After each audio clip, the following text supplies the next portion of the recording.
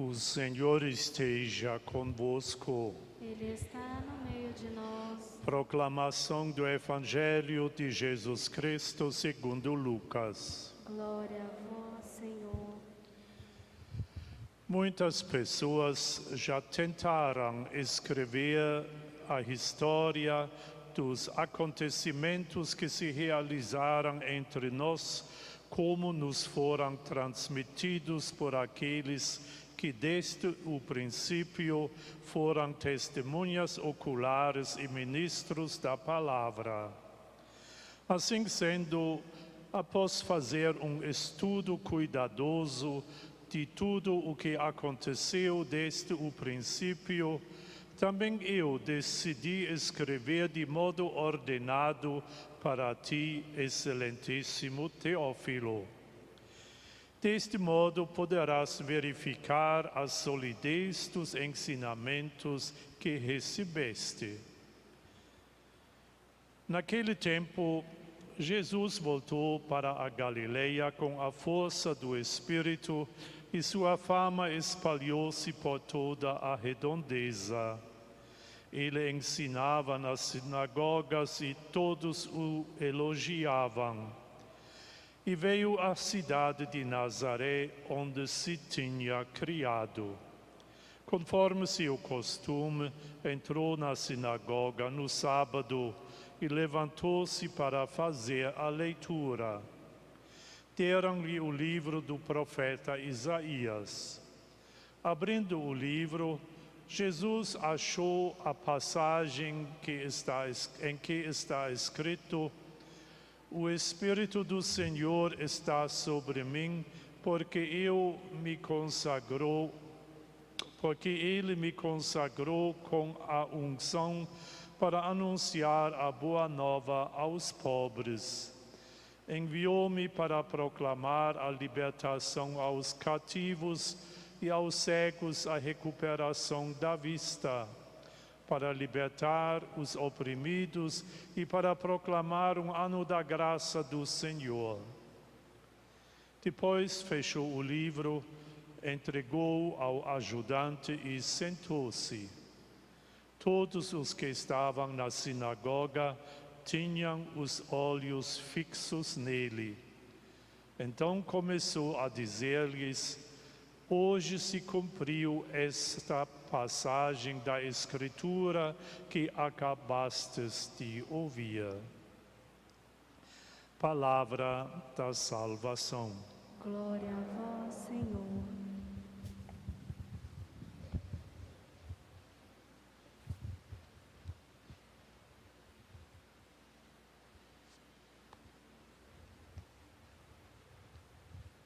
Meus prezados irmãos e irmãs, acabamos de ouvir os primeiros versículos do Evangelho que Lucas escreveu.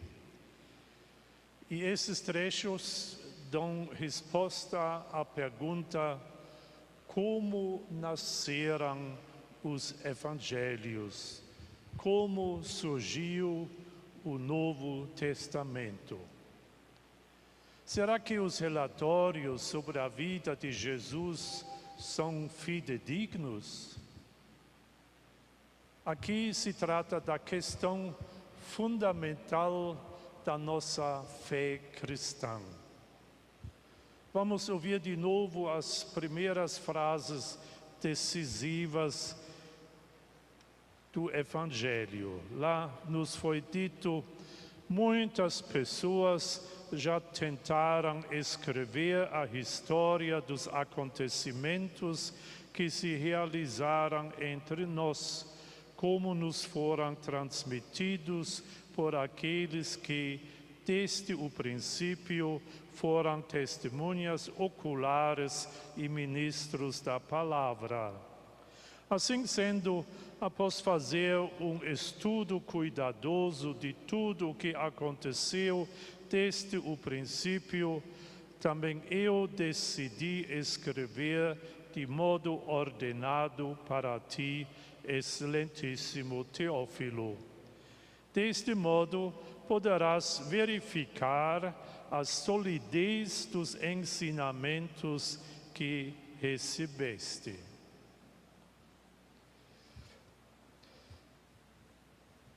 E agora vamos tentar interpretar este prefácio importante que Lucas antepôs ao seu Evangelho.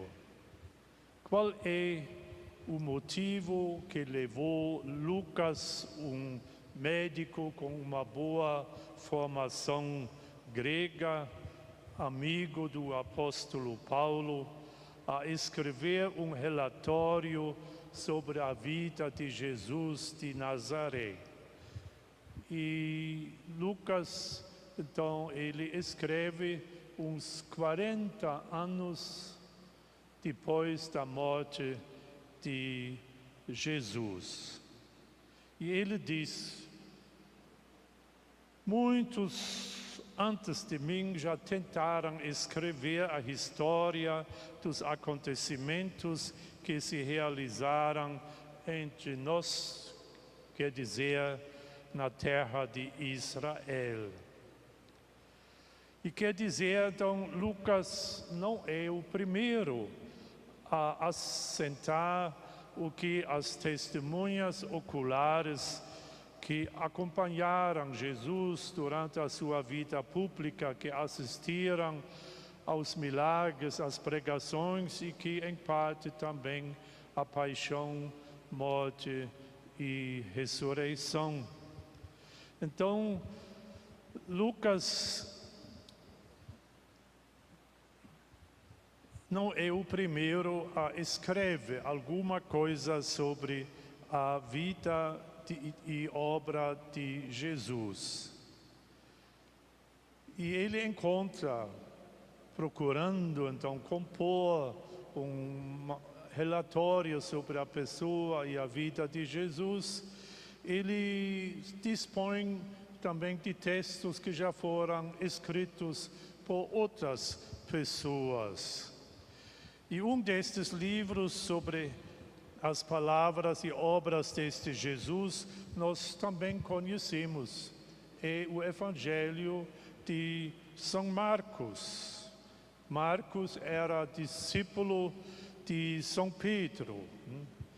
E motivado por este material de fonte, quer dizer, escritos que falaram sobre os milagres, sobre outra coleção de parábolas, outro também palavras sobre o sermão de Jesus. Então, este material, Lucas encontra e se serve dele para compor também o seu Evangelho. E ele começa a anotar isso de forma ordenada, mais ou menos do jeito como tudo aconteceu na vida de Jesus e do jeito também como os missionários, discípulos, os apóstolos tinham anunciado em Israel e como também em outros países, na Turquia, na Grécia, em Roma. Né? E agora ele então quer anotar tudo o que ele encontra e oferecer estes textos como testemunho de pessoas oculares, pessoas que assistiram a tudo que ele quer relatar. E disso ele forma também o seu Evangelho. Então, podemos dizer também os outros, como Marcos, Mateus e João, que é bem diferente no seu escrito sobre a vida de Jesus. Tudo isso se formou num livro que nós chamamos de Novo Testamento, que traz, então, a recordação da vida de Jesus. É o livro da Igreja Católica. O que os protestantes, os crentes, particularmente esses evangélicos que acham que a Bíblia, o Novo Testamento, caiu, como alguém disse uma vez, com zipa do céu no colo desses crentes, é pura invenção, não tem nenhum fundamento, pois a Bíblia, como Lucas hoje nos deixa claro, nasceu, cresceu dentro da igreja dos primeiros séculos, relatórios de pessoas que assistiram às pregações, às obras, a tudo que Jesus fez e falou. E isso é a tradição da nossa igreja, da qual nasceu e foi feito este texto que até hoje lemos durante as missas. E nós ficamos então gratos a Lucas pela decisão que ele tomou.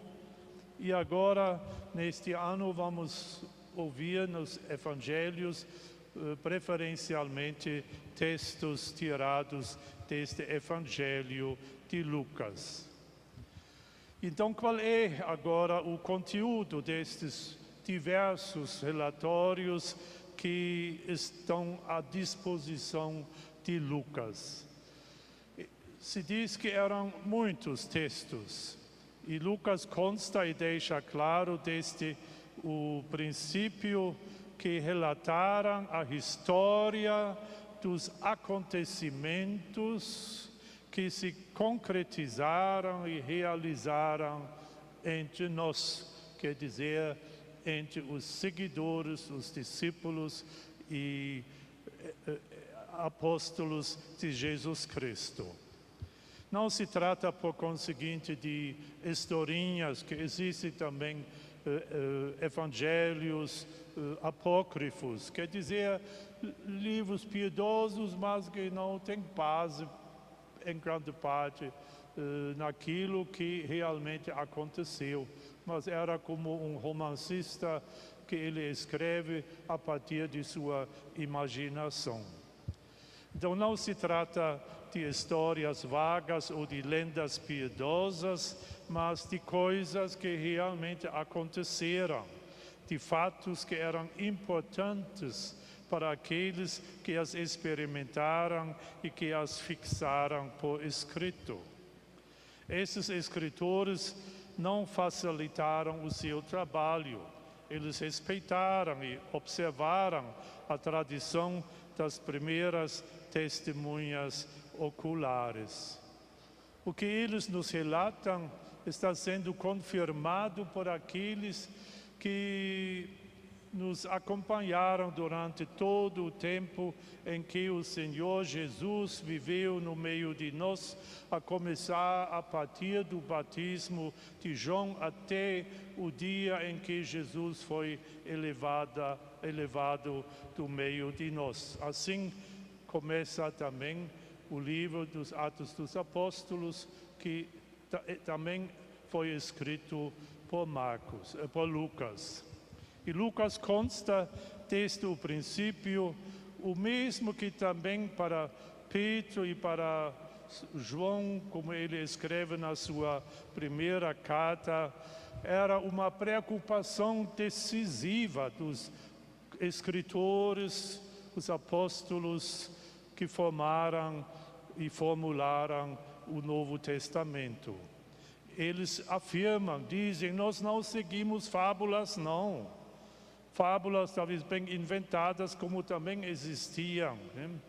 Quando vos temos a conhecer a poderosa vinda de nosso Senhor Jesus Cristo, então nós nos baseamos em testemunhas oculares da grandeza de Jesus. E na primeira carta de São João podemos ler o que era desde o princípio, o que vimos com nossos olhos e o que as nossas mãos apalparam, isso nós anunciamos, a palavra da vida. Então, não é ficção, não é historinha e também não são falsificações, como tem gente que precisa forçar os evangelhos para poder dizer a igreja não foi fundada sobre os apóstolos, sobre Pedro como a rocha firme.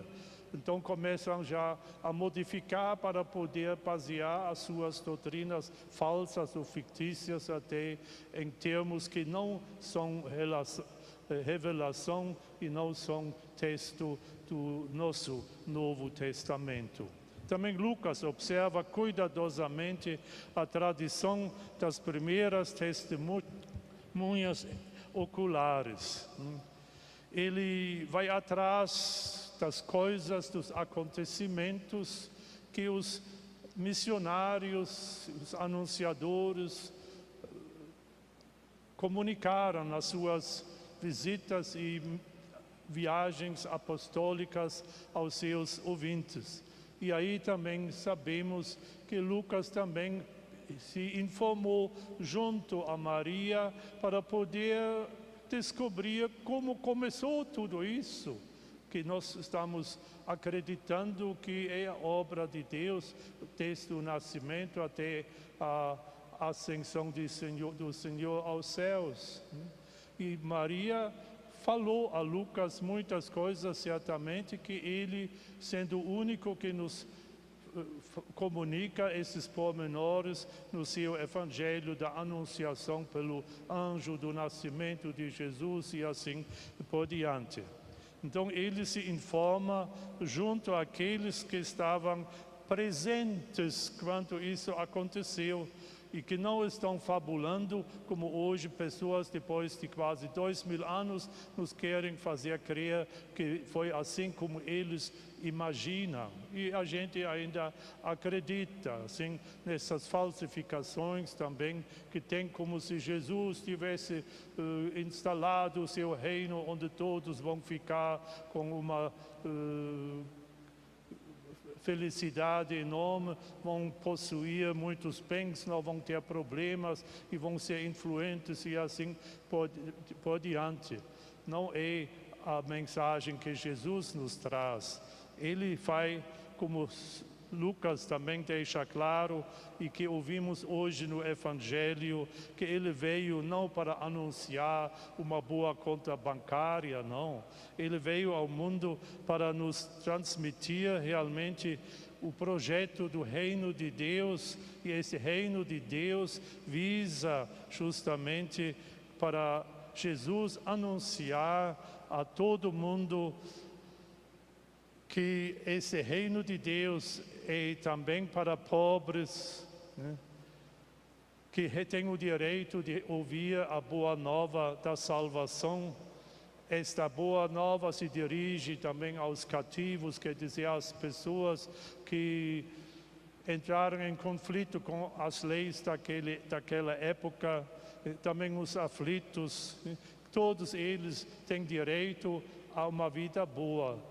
Cristo não prega o Evangelho, o reino de Deus da prosperidade, como muita gente, através de milagres, nos quer fazer crer, e é comprovado que nenhuma dessas cenas de falsos testemunhos se baseia realmente em verdade comprovada. São, assim, historinhas que estão preparadas para o boi dormir, e muita gente começa depois a berrar como boi no pasto: Jesus me salvou, pois ele me deu não só um carro, mas logo dois, para poder também participar da felicidade que ele quer trazer a todo mundo.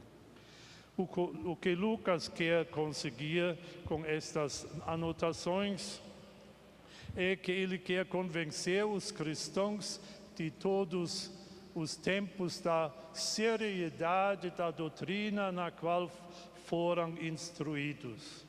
Essas coisinhas falsas para caçar, assim, adeptos, não é o sistema de Jesus, muito pelo contrário. E Lucas, então, quer ser fiel a este comportamento e procedimento de Jesus. Ele nos quer ensinar duas coisas: quer relatar fielmente o que aconteceu, e quer, além disso, também mostrar para quem e por que tudo isso aconteceu, para nós e para a nossa salvação. Este é o objetivo de Jesus Cristo, de sua pregação, de sua vida, conforme o projeto do seu Pai. E Lucas, então, quer ser informador, quer também anunciar esta boa nova de que em Jesus Cristo nos está sendo oferecida a salvação, não uma vida boa ou não sei o quê. Ele não quer apenas contar coisas que aconteceram. Todos estes textos querem testemunhar que pessoas seguiram esta pregação de Jesus e os evangelistas querem convencer as pessoas através desta palavra e ação de Jesus que a misericórdia de Deus para conosco se manifestou entre nós, pois toda esta obra da salvação visa a nossa felicidade eterna, visa também o nosso retorno ao coração de Deus Pai, que desde Adão e Eva a humanidade tinha perdido. E assim, meus caros irmãos e irmãs, daqui uns instantes vamos professar no creio esta nossa fé comprovada e testemunhada pelos seguidores de Jesus, e vamos ficar também convictos de que esta fé não se baseia em se Deus quiser, mas se baseia no testemunho daqueles que realmente podem testemunhar o que ouviram. E isso também no início da primeira carta de São João se diz claramente: a mensagem que ouvimos e vos anunciamos é esta: Deus é a luz e nele não há trevas. Com outras palavras, se queremos saber realmente o que Deus intencionou, precisamos olhar a Bíblia com a luz da nossa fé, a fé que recebemos pelo batismo e que agora também, a pedido e depois da vivência de milhares e milhares de cristãos, a Igreja também professou.